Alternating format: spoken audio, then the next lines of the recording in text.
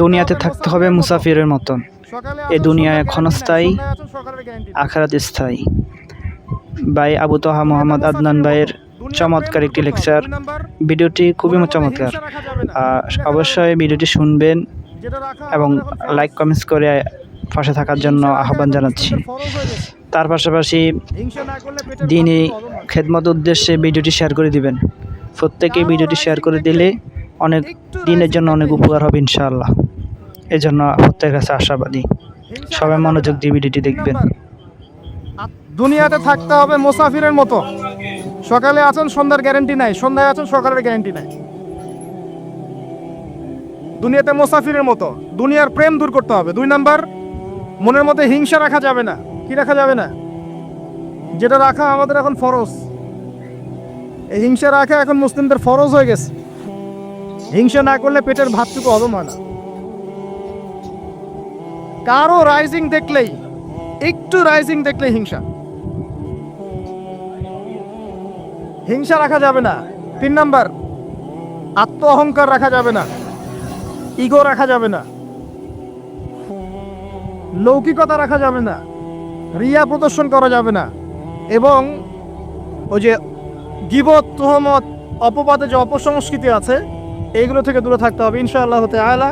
আল্লাহর নূর আপনার কলবে আসবে ইনশাআল্লাহ। তখন ইনশাআল্লাহ তাআলা আপনি খিজির হবেন আলাইহিস সালাম, যে কিনা অনেক দূর পর্যন্ত দেখতে পারে, যা মূসা আলাইহিস সালাম পর্যন্ত পারেন নাই। সুবহানাল্লাহ। আসেন, এই খিজির আলাইহিস সালামকেই আল্লাহ পাক বলেছেন শেষ জামানার সবচেয়ে জ্ঞানী মানুষ। মানে জামানা না, পুরো ইউনিভার্সের সবচেয়ে জ্ঞানী মানুষ। মূসা আলাইহিস সালাম বলেছিলেন আমার চেয়ে জ্ঞানী কেউ নেই, আল্লাহ পাক বলেছেন খিজির আছে। শেষ জামানার সূরা আল কাহফ এর মধ্যে তার কথা আছে। এটা আপনাকে ডাইরেকশন দিচ্ছে যে শেষ জামানায় যদি আপনি হকপন্থী হতে চান, আলোর সন্ধান পেতে চান, খিদির আলাইহিস সালামের মতো দূরদর্শিতা সম্পন্ন হতে হবে। আল্লাহ পাক তৌফিক দান করুন। হাদিসের বইগুলো পড়েন, ওস্তাদের কাছে গিয়ে শেখেন। এরপরে সোহবত আপনাকে আত্মশুদ্ধি দিবে। আত্মশুদ্ধির কিছু পথ ও পদ্ধতি বলে দিলাম। এখানে আমি একটা হাদিস বলবো, এই হাদিসটা খুব ভালো করে শোনেন। আল্লাহ রাব্বুল আলামিন বলেছেন হাদিসে কুদসি যে আল্লাহ পাক যেগুলো ফরজ করেছেন, ওয়াজিব করেছেন, এগুলো যখন একজন বান্দা নিয়মিত করতে থাকে এবং এর সাথেও নফল কাজ করতে থাকে, আল্লাহ পাক সেই বান্দাকে ভালোবেসে ফেলেন। আল্লাহ পাক যখন কোনো বান্দাকে ভালোবাসেন তাকে ডেকে নিয়ে আসেন, তাকে ডেকে নিয়ে বলেন, সরি, এই যে আপনি ওঠাউঠি করছেন, আমার কনসেন্ট্রেশন নষ্ট হচ্ছে। যখন আল্লাহ পাক কাউকে ভালোবাসেন তখন জিবরাইল আলাইহিস সালামকে ডেকে নিয়ে আসেন। ডেকে নিয়ে এসে বলেন যে পৃথিবীতে অমুকের পুত্র অমুক, তাকে আমি ভালোবাসি, হে জিবরাইল তুমিও তাকে ভালোবাসো। এরপর জিবরাইল আলাইহিস সালাম তাকে ভালোবাসতে থাকেন এবং অন্যান্য মালায়েকাদেরকে ডেকে জিবরাইল আলাইহিস সালাম বলেন আল্লাহ অমুককে ভালোবাসেন, আমিও তাকে ভালোবাসি, তোমরা সবাই তাকে ভালোবাসো। এরপর সমস্ত ফেরেশতারা তাকে ভালোবাসতে শুরু করে। এরপর ফেরেশতা মণ্ডলী পৃথিবীতে আসেন, এসে দুনিয়াবাসীকে উদ্দেশ্য করে বলেন যে অমুকের পুত্র অমুককে আল্লাহ ভালোবাসেন, জিবরাইল ভালোবাসে, আমরা ভালোবাসি, তোমরা সবাই তাকে ভালোবাসো। এরপর দুনিয়ার মানুষদের কাছে তার মর্যাদা বাড়িয়ে দেওয়া হয়, তার দিকে মানুষের মনকে ঘুরিয়ে দেওয়া হয় এবং তার প্রতি মানুষের ভালোবাসা সৃষ্টি করে দেওয়া হয়। আল্লাহ পাকের নূর যখন আপনার ভিতরে আসবে ইনশাআল্লাহ দেখবেন আল্লাহ রাব্বুল আলামিন আপনার হাতে তার দিনের পতাকা দিবেন ইনশাআল্লাহ। তাজকিয়ার প্রয়োজন, তাজকিয়া না আসলে নূর আসবে না। লাভ নাই ভাই, প্রচুর ইবাদত বন্দেগী করে মনের মধ্যে অহংকার রেখে কোনো লাভ নাই। অনেক কিছু করছেন, নিজেকে মনে করছেন আপনি সুপিরিয়র, অন্যরা সব ককরোচ, আপনি জান্নাতের ডিলার, লাভ নাই। ইবলিসের আকীদা এটা ইবলিসের আকীদা। খলাকতানি মিন নার ওয়া খলাকতাহু মিন তিন। এখন যারা ইসলামের বিপক্ষে আছে তাদের মধ্যে থেকে আল্লাহ পাক খালিদ এবং ওমর রাদিয়াল্লাহু আনহুর মতো সাহাবী বের করতে পারেন। আল্লাহ পাকের সুন্নাহ বোঝা খুব দুষ্কর।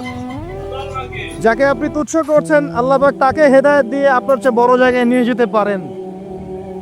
যাকে আপনি বড় কাফের মনে করছেন আল্লাহ পাক কাল তাকে হেদায়েত দিয়ে ইসলামের খেদমত করাতে পারেন। আবার আল্লাহ পাক আপনাকে, যিনি 5 ওয়াক্ত নামাজ পড়ছেন, রোজা রাখছেন, আপনাকে পথভ্রষ্ট করে দিয়ে জাহান্নামে নিতে পারেন।